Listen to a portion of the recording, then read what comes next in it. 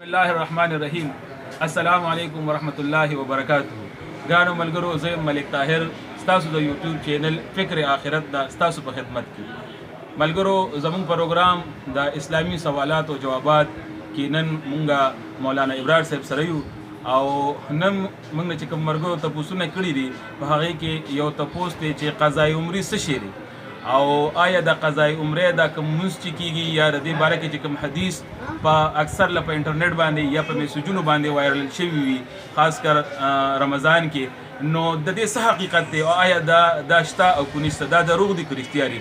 نو نن موږ سره مولانا ابرار صاحب موجود دي. راځئ ملګرو چې د دې باره کې د دوی نه تپوس وکړو. د قضای عمرې باره کې د ملګرو تپوس وکړم نو قضای عمرې څه حیثیت نشته. اکثر د پیران جاهلان د ځان نه خبرې کوي چې د رمضان اخیرو جمعه چې کومي جمعة الوداع ورته وي چې په هغې باندې سړی 4 رکعات نفل وکړي او څه خاص طریقې ده نو ټولو منځونه قضا هغې سره راګرځېږي. دا دوکه ده د شیطان او دې سره د انسان عبادت خرابوي چې څومره منځونه قضا شوي هر یو منځ به خپل منځ سره قضا راګرځي. دغه طریقې ده په دې 4 رکعاتو قضا باندې دا غلطه خبره ده او دا شیطان دوکه او د انسان عبادت خرابوي.